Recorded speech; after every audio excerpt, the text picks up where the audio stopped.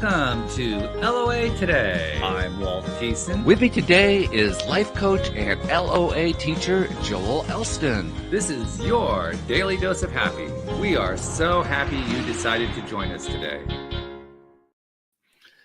Joel, I hadn't really told the listeners, but I'll tell them now. I now have a virtual assistant who's helping me set up the shows and so forth, so I don't have to do that part, which I'm enjoying very much. But she also picked the topic today. And now she did pick it by going to your timeline, because that's our pattern, right? I go to the timeline and I find something there that's of interest. But this is one that she picked because it's of interest to her. Nice. And the topic she picked was responsibility is freedom, which is a very interesting concept. I didn't see the particular post this time, obviously, because I'm not the one who picked it. But do you remember that post? Do you remember sharing a post that had that message on it? Maybe not that exact message, but responsibility. I can see the connection. Yes, I certainly do. What connection do you see? I mean, when you hear that phrase?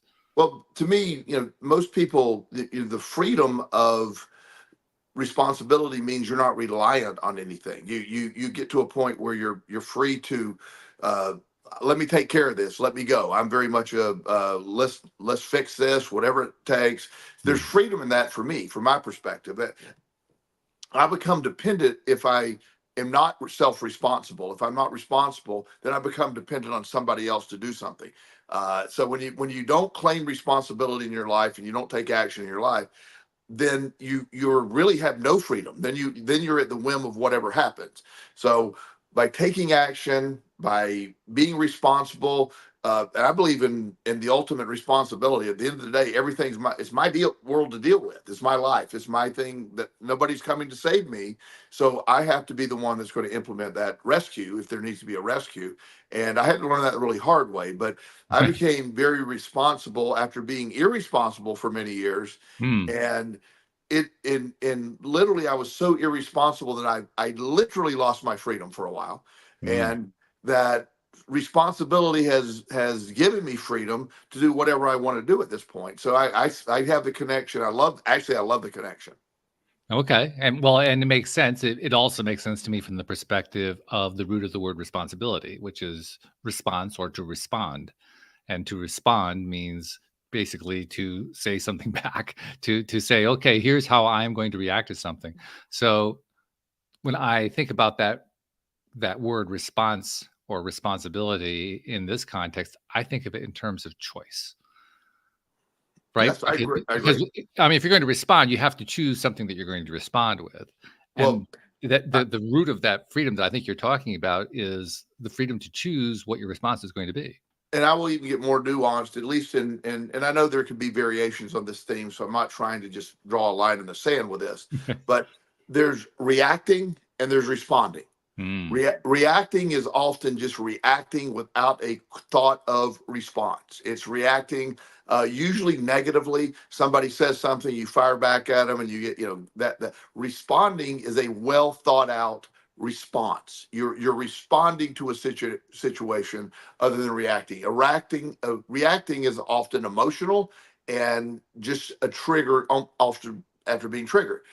Responsibility or responding is, I'm going to think this out. Let me take a deep breath. Let me delete the FU text I'm about to send and respond with, let's get productive in that. And I just feel that's the way I like to look at it. Just that it's nuanced in that respect. Okay. Yeah, I could see that. I think I probably would have grouped the two together just because I figured that anything is a response. But yeah, I like the way you defined it. I think that kind of makes some sense. Yeah, and that's you're right. When you get into the definitions, you're right. But as far as when you point something out, my responses, I try to weigh them. I try to measure them. When I try not to be reactive to anything, because most of the reactions that I have are based on a startle response or an event or something, or out of anger. This guy made me angry, or this person made me angry. And so I will react and then often regret what I reacted with. When I always am pleased when I take time to respond, to calmly respond. What is the right answer here? And that always works for me. I mentioned to you before we got started that there was something I wanted to share with you, and then I couldn't remember what it was. It had escaped me. Well, it came to me, and I realized that it actually ties into what we're talking about here. Because as we're recording this, Hurricane Milton is bearing down on Central Florida, specifically on where you grew up, on the area that surrounds Anna Maria Island. And there was a very interesting, as you pointed out in the past, that anytime that any kind of major storm like this occurs, the weather services and so forth, they go overboard because they're going to know they're going to sell lots of advertising, lots of eyeballs are going to be watching it, so they play that up. And you've mentioned how that can have an effect on your psyche, how it can affect your psychological outlook, your view on life, and so forth. Well, I saw a news report that also showed how it affects the psychology of the weather forecaster. Yes.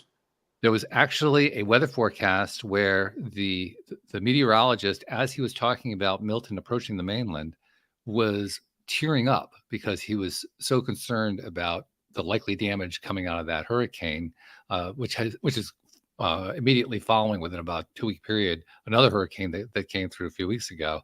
And apparently not all the debris has been picked up. So there's this concern that all this debris is going to be flying around. He was tearing up. He was tearing up, and he had a hard time getting through his own broadcast. Sure. And all I could think of when I saw that was, boy, there's what Joel's talking about, rebounding on the person who's delivering the news. Well, and now I will point out with this storm in particular, and I'm very much, I want to be very, make it very clear. This storm, the last report I saw was about 180 mile an hour winds. Yeah, this is category 5. This is major. This is, if there were a category 6, this would be category 6. It's that level.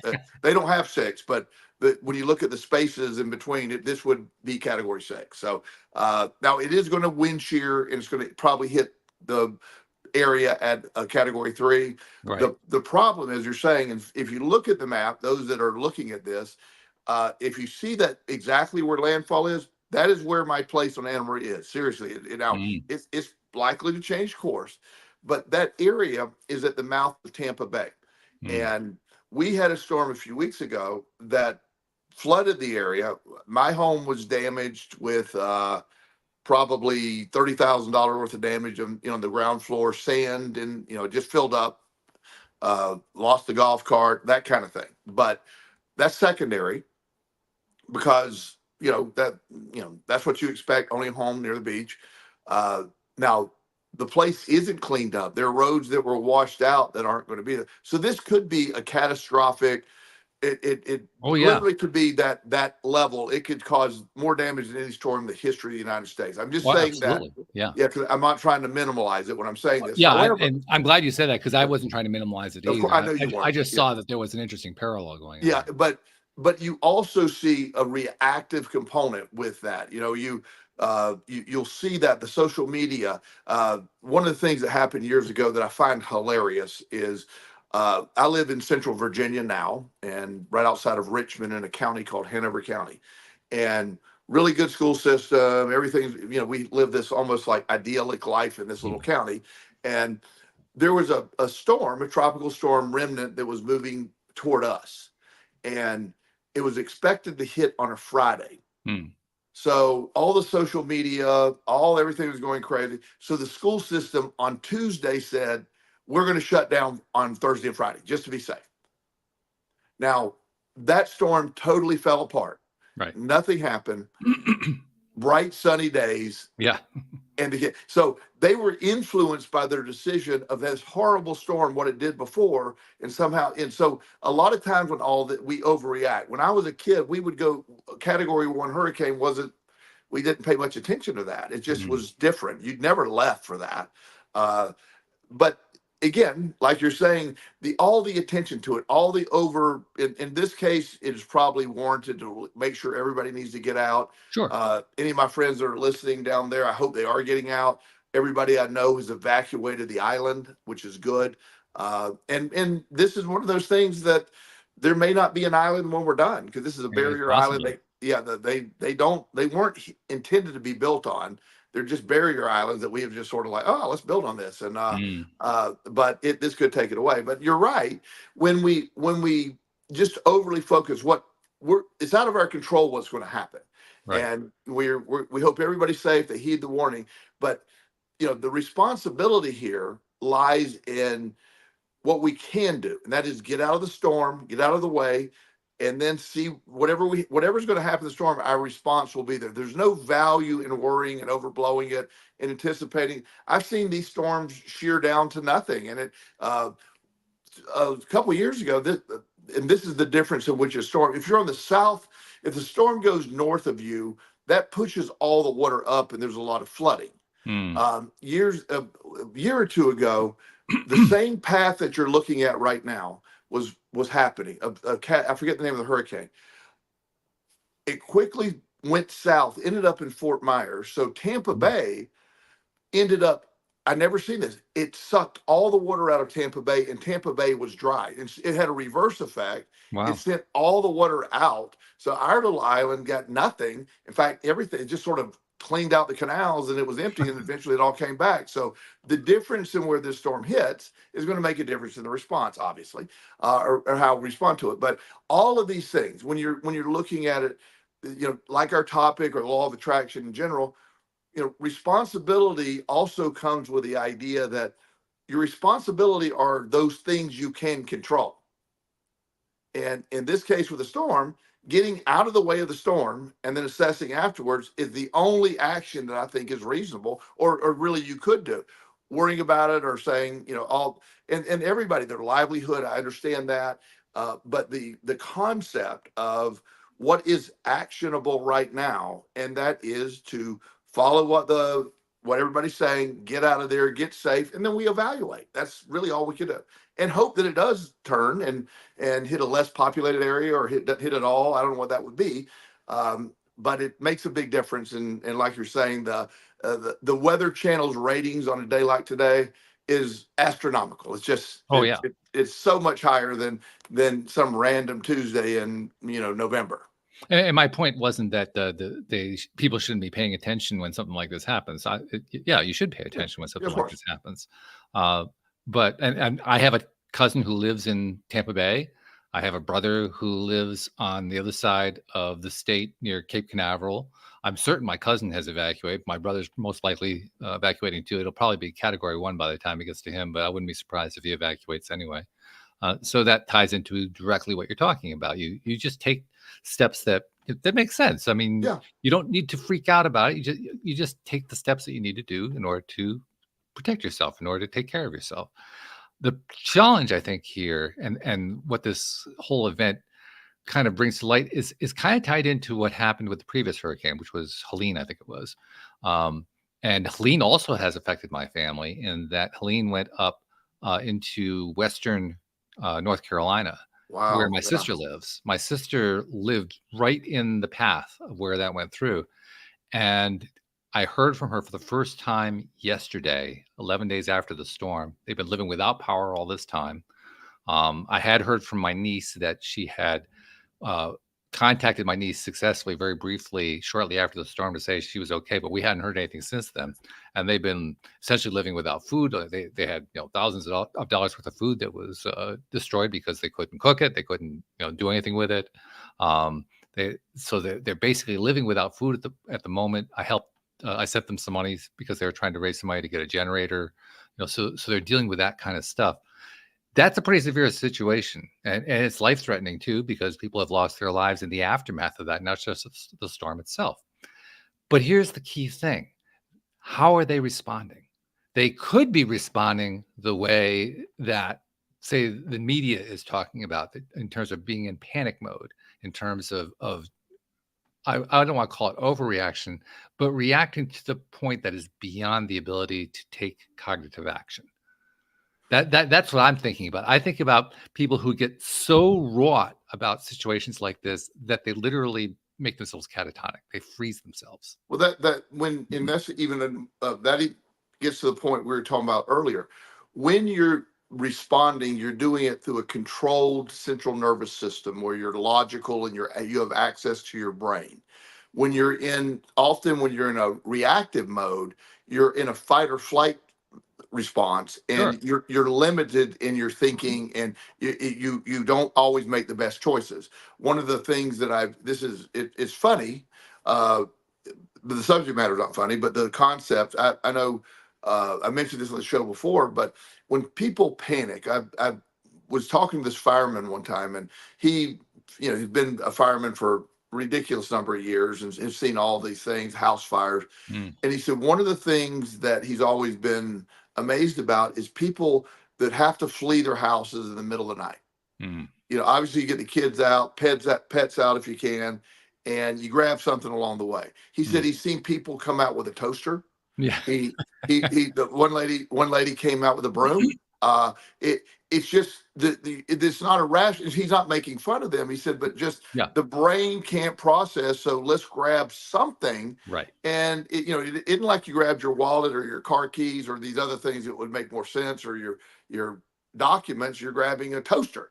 It's just, and you see that because that shows what happens when the brain's in a fight or flight response. Right. And so when you get, everything, if we could, life would be a lot easier if we would react, we weren't reactive to everything, and we're capable of responding, in a logical manner, where we, in methodical. Let's get ahead of it. This storm is definitely going to hit Florida. So to me, the proper response, let's get out of the state while we can. Let's head north. Let's find a place that's definitely out of the path and stay there. Find friends. That's a response that makes sense. Let's turn off the power at the source. Let's get what we can, documents, whatever, and get on down the road and let's see what happens. That versus the last minute. Oh my gosh, I don't know what to do. I'm just get stuck in traffic, and all those things can happen. But it's just the mindset that takes place when we're in a panic mode tends to lead to being a reactive mindset. And when you're in a calmer state is more of a responding mindset. The thought that I have as you're describing that very well is that you described an incident where someone is fleeing a fire, or they're helping their family flee the fire, which is a very tight time frame. It's a very compact time frame. It happens over a course of 5, 10, 15 minutes, 20 minutes, maybe 30 minutes, something like that. But it's a very compact time frame. Right. And there are going to be time frames like that associated with a major storm like this, maybe longer time frames, but they're going to be relatively compact compared to all of the angst that gets associated with it. So there's angst, compact, serious situation, angst.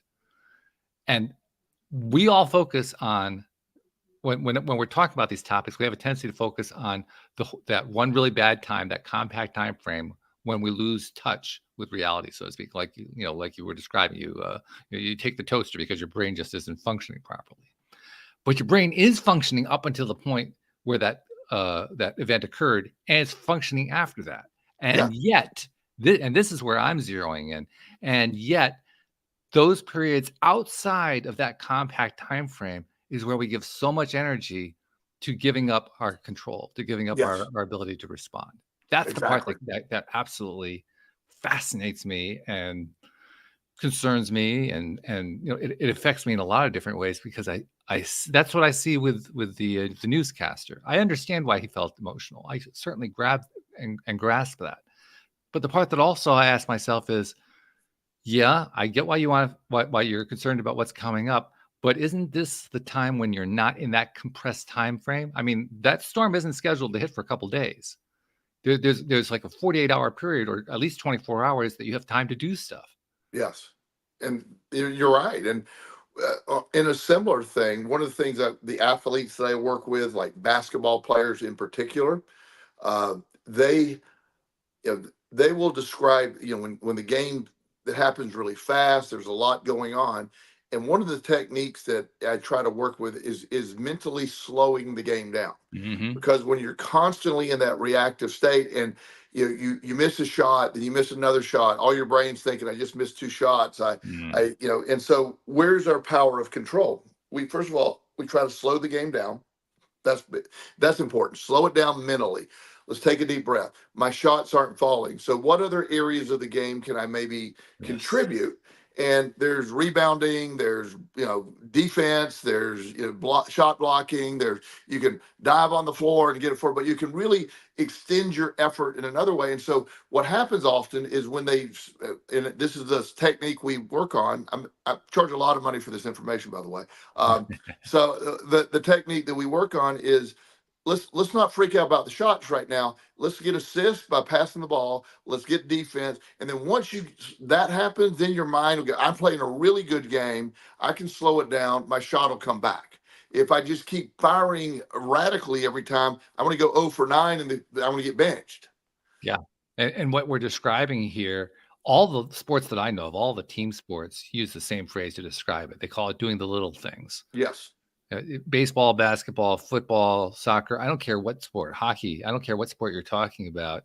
Doing the little things means going above and beyond the basics of trying to score, putting the puck in the net or whatever, going beyond that and trying to do whatever little thing you can to contribute to the team effort. And the thing that plays out consistently time after time is that the team that wins it all, the champion team for whatever that league is at the end of their season, that's the team that went above and beyond continuously. They just every single play they were going after. Okay, I can't get the base hit right now, so I'm going to move the runner along. Okay, I can't score the touchdown right now, but I'm going to tackle that one guy at the 1 yard line. I can't put the ball in the basket right now, but by God, I'm going to do something on the half court. I mean, it's that kind of mentality that plays out over and over again with the teams that win.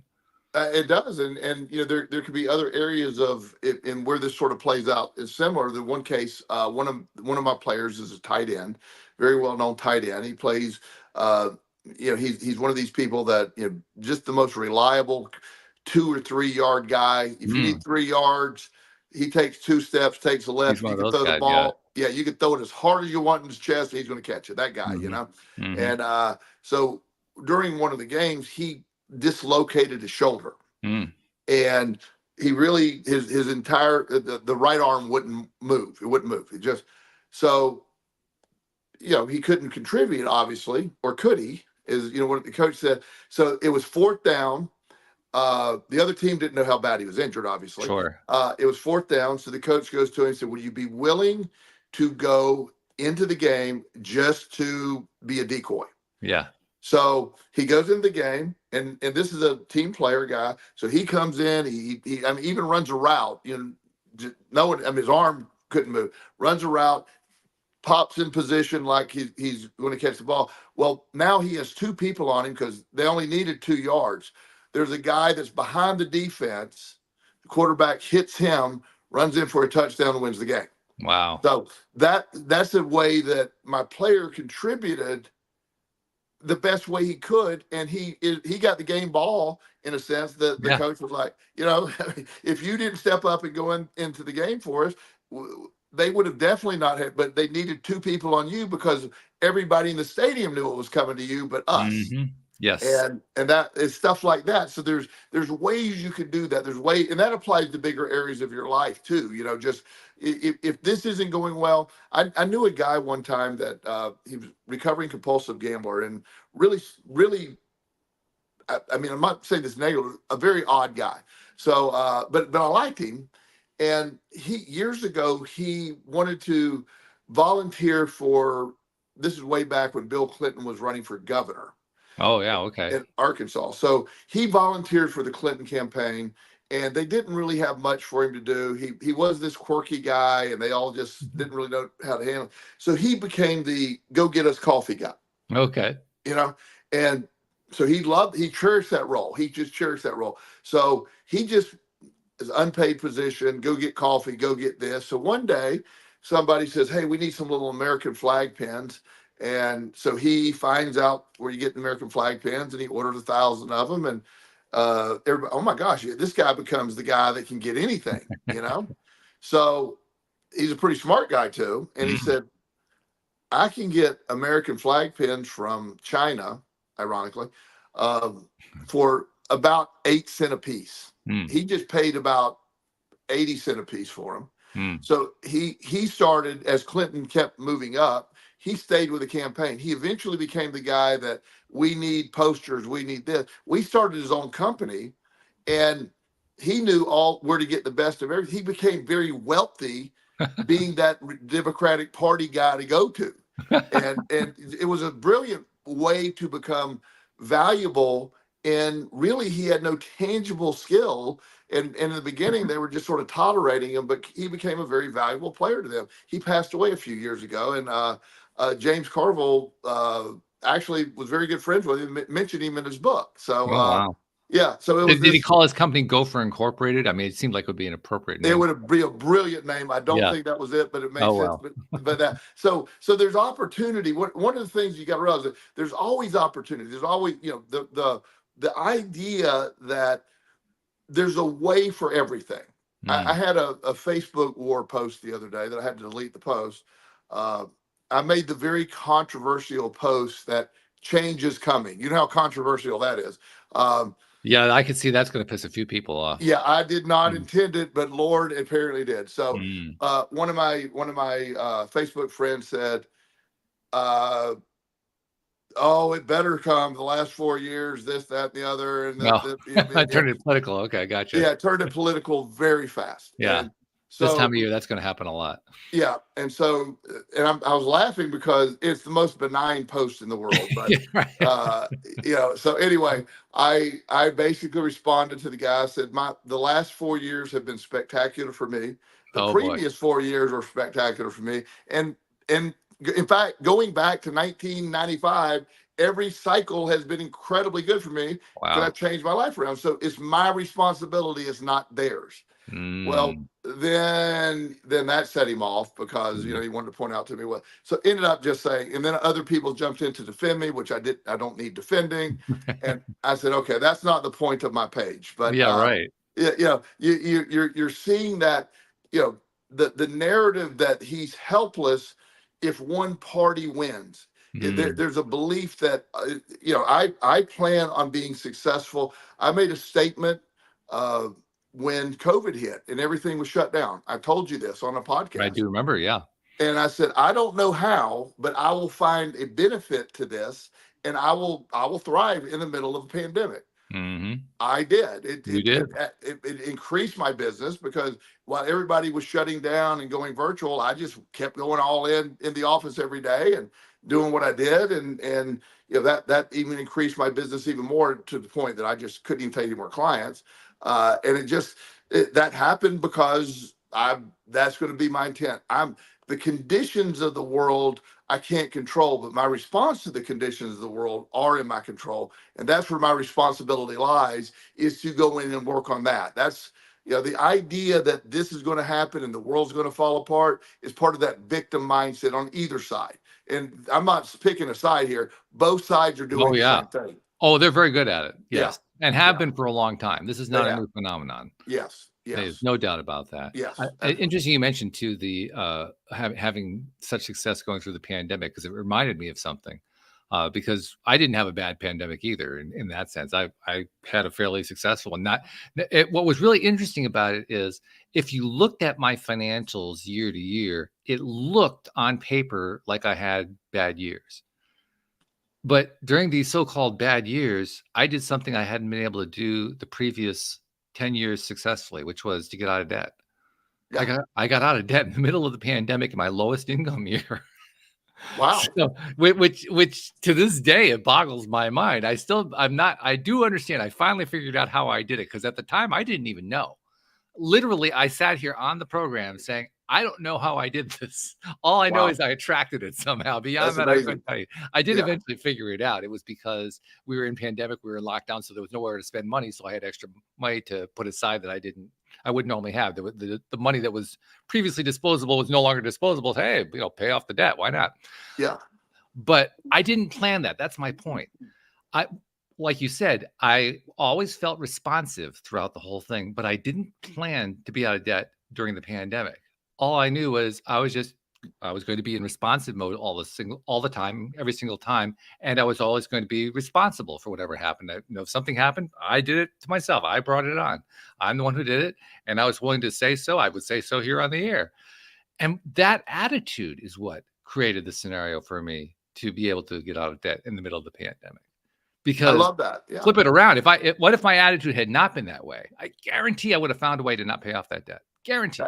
Absolutely. And we in fact, I did something during the pandemic that looking back, and I'm still glad I did it this way, but when all that stimulus and business money, so my bank calls, I have a small bank I deal with here in the Richmond area. And the business banker I work with calls me and says, let's get your application in for this stimulus or whatever it was. So you qualify for $150,000. There's a likelihood you won't ever have to pay it back. And I go, I don't need it. And he's like, no, everybody applied for it. Everybody's getting it. I said, I don't need it. No, thank you. And he was shocked. He said, it's $150,000. I said, look, if they want, I don't have any debt. I'm going to want to, if they want it back, I don't want to deal with the government. I'm fine. I'm going to make plenty of money anyway. So I didn't take it. I thrived, did fantastic. And then, of course, later I found out nobody had to pay that money back. Nobody had to pay the money back. And I'm like, I literally just left $150,000 on the table, and I don't care. It doesn't matter. It makes sense. It's like it wasn't a bad move. It doesn't change my life. It doesn't mean anything. But yet the idea that I think my mindset actually helped me thrive even more. I have an abundance. I don't need any government handouts. That's the way I looked at it, which isn't accurate, but that's my mindset. I have plenty. I don't need free money. I just want to go earn my money. And that was just how that worked out. And so again, I believe, and this goes back to our original discussion about the topic, that's the case where I viewed that as my responsibility. It was my responsibility to get through this. One of the things I decided years ago, I have no idea whether Social Security will be available when I retire. I don't care, because I feel it was my responsibility to go make enough money that it doesn't matter. That's my responsibility. Now, not everybody sees it that way. That's great. But that's just what I chose. That's how I choose to view it. And if it's there, great. If it's not there, I'm good. I'm going to be good either way. So, and that's where that freedom comes in, where your virtual assistant made that connection. In the freedom part is I have the freedom of being responsible. And once I am in control of these things. I'm not relying on the government to fund Social Security when I'm 70 to make sure that I get whatever my number is going to be a month. I don't need that. If it's there, great. If it's not, it's my responsibility to prepare for it to not be there. That's how I view it for me. Sure. So there's freedom in that. There's freedom in not having to be reliant on the government. There's freedom in not having to be reliant on other things.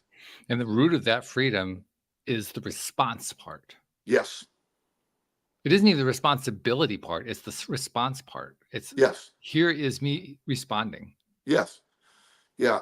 I view any problem that I perceive, it's my responsibility to fix it by my responding to it.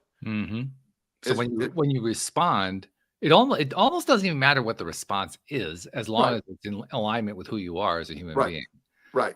That's the main criteria. And if that is the case, if it is in alignment with who you are as a human being, it's the right response for you. Even if it's not the same response as your next door neighbors, it's still the right response for you. Oh, and I always, as you know, when I talk about this, if anybody's ever critical of me, which is obviously very concerning. Yeah, that always just tears you apart, I can tell. Yeah, but I'm always really clear. I'm talking about what works for me. I am in no way critical of what works for other people. Whatever works is fine. I've just figured out a way to live life that works great for me. Right. And to be, anything that I say is, people say, well, I hear this a lot. Well, you just got lucky. You don't have to. I'm like, okay, I did get very lucky. I admit I got very lucky. A little bit of bad luck before the good luck, but still, nonetheless, I did get lucky. And but it's my attitude toward that keeps it going. My belief that, like, with all my heart, I'm going to be fine no matter what. I believe that, and my life goes that way. There's such a the evolution and sort of how I view all that. So part of that is my appropriate response, responding instead of reacting. I don't watch the news, most of the time. Sometimes you can't you're forced to see some news. But I because the news is It's irrelevant. My response is the same. You know, it's going to be the same. I got to respond for me, and whatever's going on in the news, all that can do is put doubt in my mind that what I'm doing is, everything's falling apart. This is happening. These wars overseas. That Joel, you need to wake up and face reality. I'm like, I am facing reality. It's my reality, Yeah. and and until I can fix the war overseas, it doesn't require a lot of my attention. Facing reality. There's another one. It's interesting how that phrase gets used in conversations like this about personal responsibility, about freedom, that if you don't adopt a certain viewpoint, you're not facing reality. I find that to be fascinating, because the person who says that, no matter what reality it is that they're claiming that you should be facing, no matter what their viewpoint is, that person is saying that you are not facing reality unless you are seeing reality their way. Yes. Which is a really interesting thing. I don't think people realize that that's what they're doing. When they're saying you got to face reality, I don't think they've actually taken the step of saying, well, consciously, I'm the one who's insisting that somebody else has to think the way I do. They don't, but nevertheless, that's what they do. They do, but and I will concede to one point, their reality is correct to them. Yeah. It's fact to them, but what they don't give me the ability to do is my reality to be correct for me. And that's what's lost. A lot of people say, I want you to do it my way or see it my way. And when I say I have, here's the facts of my life, and this is not arrogance, it's just fact. I have a career that I absolutely love. I'm good at it. I have no longer any financial worries whatsoever. I have people I love in my life. I have a really good, just a great group of people around me that I literally adore. And that's fantastic for me. I'm in incredible health. I, still in the gym every single day doing the stuff that I do. And so I have this life that I could only dream of in my mind. I dreamed it into reality. And so I'm speaking to you as that is my reality. And whoever, but they want to argue, but what about this is my reality. And I don't know why that upsets so many people, because I won't see their reality. I acknowledge that they have their reality, but at the same time, I don't see it the same way they do. Well, I think the reason it upsets people is that people have, particularly when they're in a fear-driven situation, they have the false belief that if everyone else thought the same way they did, then their problem would be solved. Right. And it turns out there's actually no basis for that at all.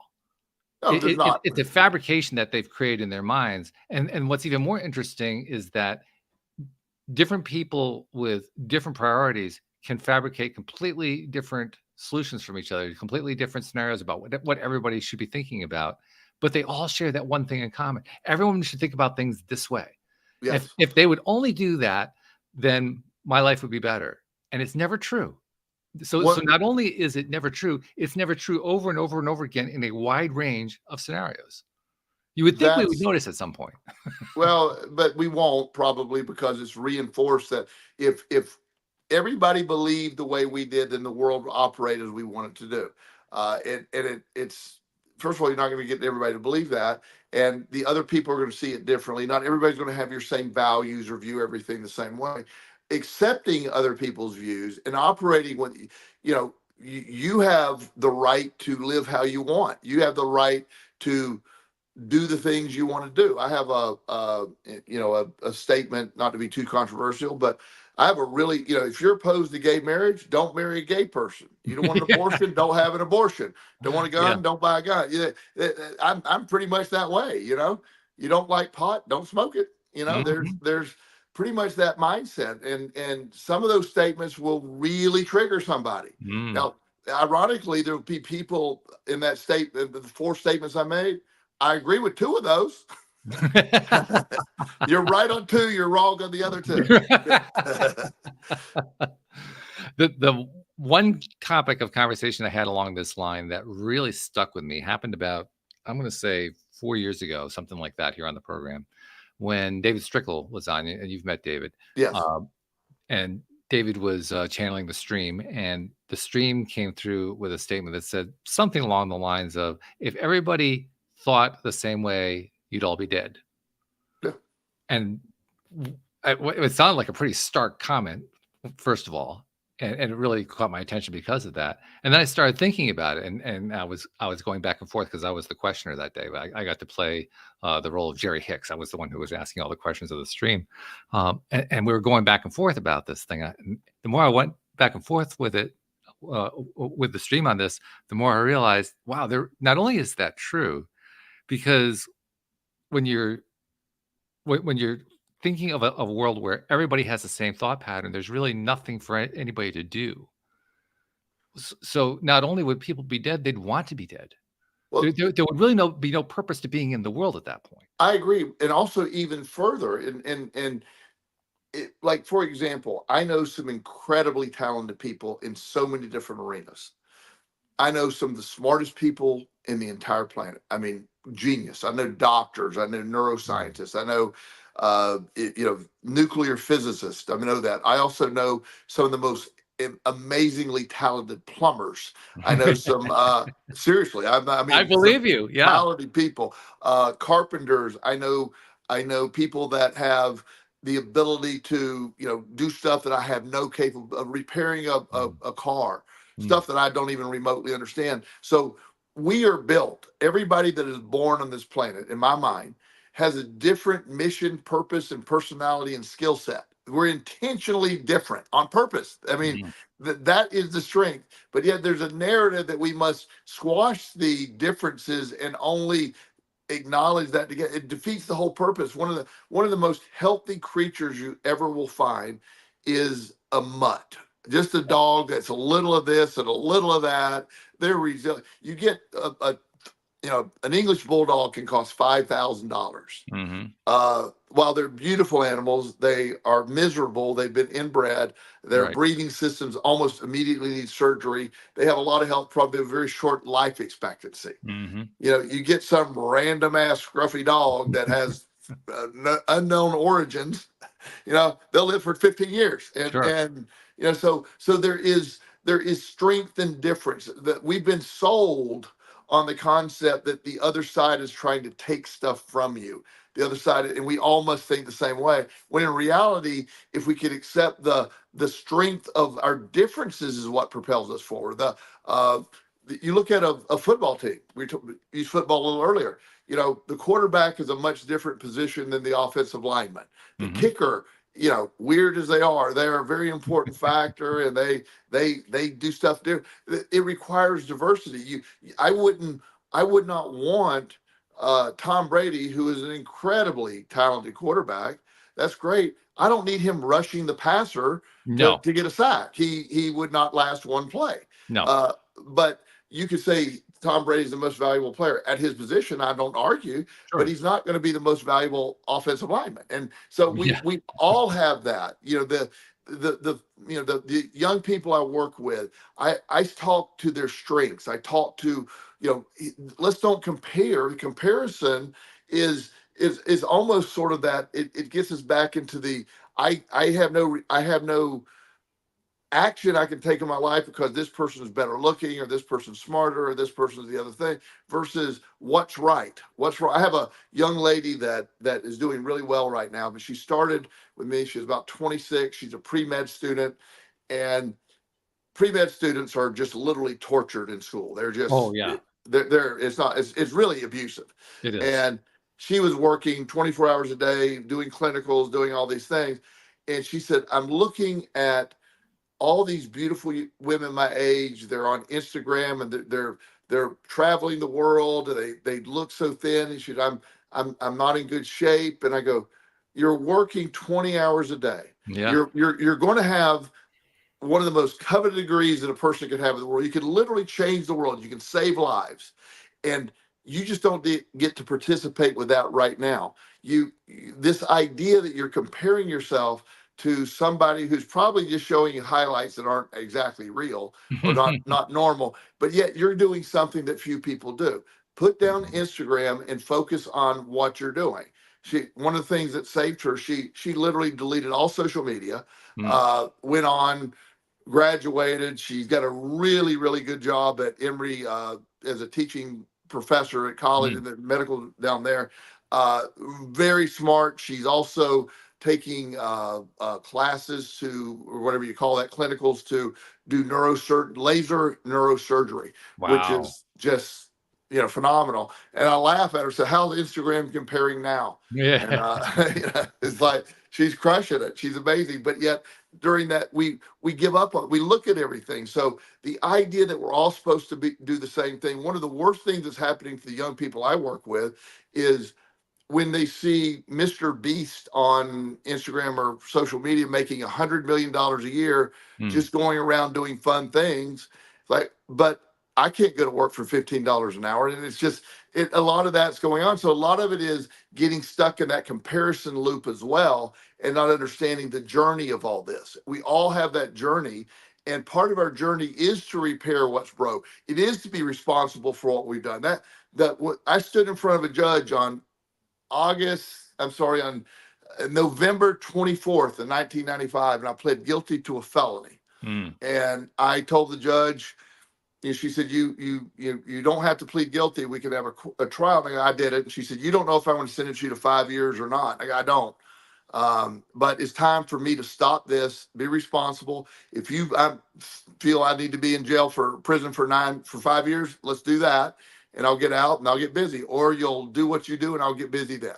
And she gave me 30 days in jail, and it worked. Mm-hmm. Mm-hmm. So well, actually, it worked before she even put you in jail. You had already made that. I was already there, but she picked up on that, and I broke that. All that stuff was my fault. I took responsibility. I became free with responsibility. I had to quit blaming others. Yes, I had a gambling addiction. I still did the stuff I did. I didn't mention that to her. I said, the idea that I have a gambling addiction is not relevant in my mind. I did what I did, and I'm waiting it's now time for me to fix this. That's what I took responsibility. I grew up, and that was the beginning of everything I have today. Well, what we were talking about a moment ago when we talked about the diversity of different people, different ideas, different life patterns, and so forth, I wanted to hone in on that just a little bit more, because I think there's a very important piece to the whole responsibility idea where that's concerned. It's a responsibility to appreciate that which you are not. Yes. I think that's vitally important. Yes. It's why we talked about this whole idea that people should think the same way, that somehow that's a good idea. And I would submit exactly the opposite, that it's actually harmful to your own ability to accept responsibility. Yes. Because if everyone thinks the same way, if you think the same way as everybody else, what do you have to respond to? Well, nothing. That's the point. You want the contrast. I love to debate people. I love to think differently. I clearly don't think like everyone else. I don't. I'm all over the place on many different issues. I don't even have a real defining definition of who I am politically. I believe in all different kind of things, but that is built on years of experience. I tell people who are telling me whatever their story is about politics and how I should be voting, I go, but you didn't live through what I lived through. So you don't know my point of reference. You don't know what matters to me. You don't know what I find, so the idea that we all grew up, the person that is born in Midtown Manhattan to a wealthy family that has a nanny, and a person that was born in inner city Detroit in public housing, and some dude that's in Birmingham, Alabama on a farm, have 3 entirely different lives. And it would be impossible for those 3 people to view the world the same way. Right. And it would be not serving themselves to view the world the same way. Yes. But it would serve them to appreciate how the other person's. But that is that once we, and that's where we get into one of the main components of the law of attraction, the law of allowing. When we allow others, to be themselves, when we allow others, we without controlling, without judgment, you don't know what one of the things that I found, and I don't want to end on this one, but I'll do this real quick. One of the most annoying people I ever thought existed was Justin Bieber. Okay. Just really annoying kid. And then I find out that there's a lot of stuff that happened to him, allegedly, probably was really abused horribly by some famous people. And I feel so sorry for that kid right now. I Mm, really do. He's a young man. He's a new father, and I had to, like, okay, all my information was built on a persona without knowing anything about him. And I feel bad mm, about that because what he went through, what he likely went through, is horrifying, horrifying. And it changed him. And I don't think he'll ever recover from it. And I was sort of mad at myself because I just went with that original thought. He had an experience that nobody should have. And it's something that you see those things. So once you have an empathy where people have been, an understanding, I will allow people to be what, because you don't know what shaped them. You have no mm. idea what shaped them. You don't know how they're responding. And if you want to do it the way I want to do it, then you're welcome to. But I also allow you to do it the way you want to do it. We're not always going to see it. You and I probably agree on 90% of the things. We don't agree on everything. No, I think we'd be bored if we did. Yeah, of course. I mean, it doesn't make any sense to think that my dearest friends, we'll have debates, we'll have different concepts, and I'd love to discuss things, but at the end of the day, I understand we're going to Mhm. be in different shoes. I work with a couple billionaire families. They have I just can't comprehend their lifestyle. Right. I know what we're dealing with, Yeah. but I have no point of reference. What just I have a Well, the only billion point of dollars reference in you that. do have is what they're telling you because they're in session Exactly. with you. So It, that's what you get as your point of reference. exactly, and that's the point. When somebody tells me this is what's going on with me, it might seem silly to me, Mm, but at the end of the day, that's their reality, and it's okay. yeah. And Yeah. and when you master the art of allowing, you open up your own law of attraction connection better because you're not so Mm, focused on what you're wanting everyone else to do. yeah. Yeah. There's also tremendous personal growth involved in that kind Yes. of appreciation too. That's to me, that's been the greatest gift that doing this podcast has done. Because Yeah. not only have I been privileged to have so many great conversations with you and with Anne Marie and with Jody Lynn and with Cindy when she was here and all the others who have been co-hosts over the years, but I've met hundreds of guests who have had their perspectives, their different points of view. And it took me a while. I can't say that I grasped this early on. It took me a while. But after a while, I began to realize, my God, I am so fortunate to have all these different points of view. I have more points of view that I've had the opportunity to explore through these conversations than most people get in a lifetime. Yes. And I don't even know how I can quantify how valuable that is. I don't Yeah. know if there's any way that I can calculate that, but I can tell at the depths of my soul, this is this is big. Yeah. This is really big having that experience has it widened my ability to appreciate others? Yeah. It's widened my ability to make changes within myself. When I see people who have such different viewpoints from me, who I don't always agree with, like you were saying, I mean, very often actually I disagree with them, Yeah. but they give me ideas that I had never thought about before, and I incorporate them into myself, and I end up changing my ability to change myself just through that. Yeah. And That's that's powerful. it is powerful, and that we all are here, and we're all here for about 78 to 85 years, somewhere in that general range. And the idea that we're going to focus on the differences and who's wrong and all that versus there's commonalities. I'd like to know how everybody else thinks. I don't there's a lot of people I don't agree with, Mm, but I'm more interested in how they got there, yeah, me what too. led to that. When the idea of me and the people I deal with. I just am fascinated with all these people I know and meet. I meet tons of them, as you know, Oh, yes. and it's just everybody comes with a different perspective. Everybody has a different thing, and you get to know them. One of the things that I find a lot. That's why I like talking to kids sometimes, like Mm, the like mm, 10-year-olds, they're because great. they just have it's just all there. There's no preconceived, I need to filter this. They'll lay it all out there. Their Right. perspective is all over the place. And sooner or later they're going to keep hearing you're wrong, you're wrong, you're wrong. And then they're going to adjust their perspective to match the narrative. But I just love hearing the raw, I mean, just they'll say anything. They have no filter. And I love that. Mm. Yeah, it's powerful. It's amazing. It's Yeah. fun too because it reminds you of what that was like. I mean, it's not Yeah. like we've forgotten what that is. Well, Oh, in some no. sense we kind of have, but in reality, once we have the reminder in front of us, we can instantly react. Say, oh yeah, I remember what that felt like. I What, remember what, that feeling. oh, I had a 10-year-old in my office with his mom one day, and mom was the client. 10-year-old was just there, say hi. He knew me. And so we were in a wrap up part. He was sitting in the lobby, came in, we were just talking, and asked him how school was going. Good. And so his mom said, "Oh man, I've been really trying to lose this last 15 pounds. I just haven't been able to do it. I don't know why." And he goes, "Do you think it's all that junk you eat all night?" And he wasn't being a smart ass. He's just being honest. And she started laughing. She goes, "Yeah, probably." He goes, "Okay, well, I didn't know if you didn't remember because you eat like a whole thing of ice cream every night. That might be it." So, so I thought that was so, but that's what I love about the 10-year-old.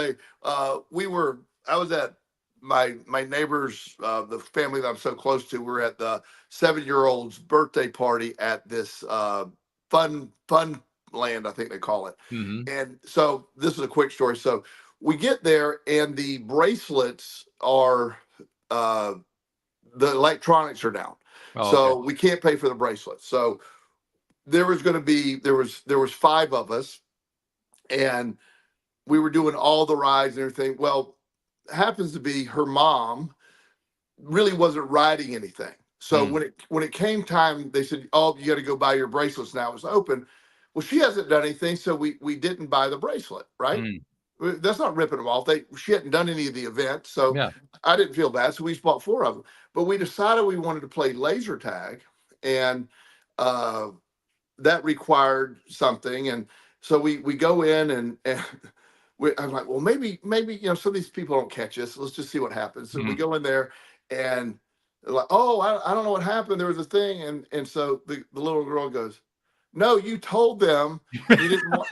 And I'm like, "Okay, okay, you're right. And I mean, it wasn't any. She was right. Yeah, that's funny. Yeah, it's good. But my point is, when all of this stuff that is happening, when you realize most of what we're worrying about is stuff, number one, that's out of our control, but Mm. also we get stuck in our version of reality. Allowing other people's reality to exist and not letting it affect you, it doesn't affect me. And now, if it does affect me, I have a right to say so. Sure. And I have a right to do that. Your reality, you can't do everything you want to do. I'm not saying that, but stuff that's not affected by other people, your reality, whatever you want to live, find your group of people, live the way you want to live. It's none of my concern. It doesn't change anything. But And at yet, the end of the day, let's be perfectly honest. At the end of the day, this is maybe where we need the 10-year-old to come in to make the point. But at the end of the day, how many things are there actually that you have to be able to disagree with? yeah. I mean, there aren't that many. It's Well, not like, unless your orientation, this is going to be true for a lot of people, unless your orientation is that you always have to be in conflict, you always have to find what's wrong, you always have to hammer against something. Well, yeah, then you're going to run into it a lot. You're going to find a lot of things that you have to disagree with. But the takeaway for me is you put yourself in that spot. You're the absolutely. one who adopted that viewpoint. You're the one who said everyone has to agree with me. You're the one who made it, not them. Yep. And that's the point. That's the whole point. It is you see that. And the reality is, what affects me, what really affects me, your opinion, your belief, it doesn't. It's okay. I Yeah. can sit by you, and you can tell me, I have a sort of a rule, as you know, I'm a strong advocate for kids. Mm. You don't get to mess with kids and be in my orbit. That ain't going to take place. Yeah, sure. But that's just, there's a line in the sand on that one. But the rest of the stuff, I mean, why do I care? It doesn't matter. But yet there's a belief that if everybody, if they would just listen to what Just listen. Yes. if they would just listen, they would believe me, and Mhm. then this world's going to be a lot better place. And it's like, no, it doesn't work that way. I saw a rare thing on Facebook, and that I looked at it. That's what made it rare. I don't look much at Facebook anymore, but I saw a rare thing on Facebook today. It was a meme that listed all of the characteristics of a cult. Yes. And the first character, I don't even remember what they all were, but the first characteristic listed was that the leader is always right. Yes. That you could never disagree with the leader. Right. And as soon as I saw that, I thought to myself, well, first of all, that's why I'll never be in a cult. Second of all, that's exactly how you end up losing responsibility. Yep. That's it right there. Right. Because if no one can ever disagree with you, if no one can ever disagree with your leader or with you, either way, it doesn't make any difference. Right. You've just given up responsibility. Right. And that's, that's it. The ability to, all of us, I will never, like you said, I can never be the leader of a cult because I am frequently wrong, and I have no problem. In fact, I value pushback. I value being challenged. Anything that I've never been offended by it. People want to talk. I love to debate. There's a difference between debating and arguing. And I love a good debate where we can make points. We can do that and discuss it. That's invigorating to me. I don't argue. Arguing is an anger-based thing, and it's you're never going to win. Debates are very fun, but not everybody can debate. You have to. I figured well that for out. that reason, because people. Let's be honest. People carry lots of anger. Yeah. And if you carry enough anger, you're not going to be able to debate. Yeah. It's just going to get in the way. Right. Right. So the other day that this happens to me. I don't know why this one topic comes back to haunt me at the grocery store frequently. As you know, when I get off the call today, I'm going to buy eggs at the egg store. Right? Yeah, that's like our running story around here. Yes. So one time there's a lady there was there, and she said, "You can't buy that many eggs." I looked. I said, "What?" She goes, "That's absurd. You don't need that many eggs." I go, "Yeah, I do." And she goes, "What are they for?"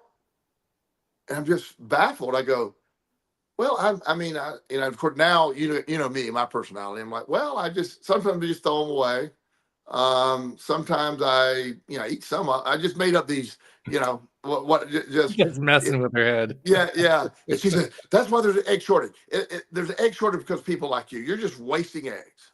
And I'm like, I said, "Well, I mean, I do enjoy wasting eggs, and it's sort of my hobby." And I just walked off. It's like, but she felt she had the authority to tell me I couldn't buy, 5 dozen eggs. Yeah. That's funny. She thought I owed her an explanation of where it's going to go, and she's like, "This is absurd that you're buying this." It was really. She went home angry that I bought 5 dozen eggs. Yeah. See, all you had to do was tell her that I'm allergic to eggs, so you were buying mine. Okay. That's all you had to do. Yeah. So. Well, as usual, we had a lot of fun addressing a great topic. Responsibility certainly is freedom. Freedom and responsibility really are inseparable. And I am very grateful that I have you to talk about it, to help, kind of thread that stuff out, to kind of piece out and pull out the little bits and pieces of it. That makes it fun.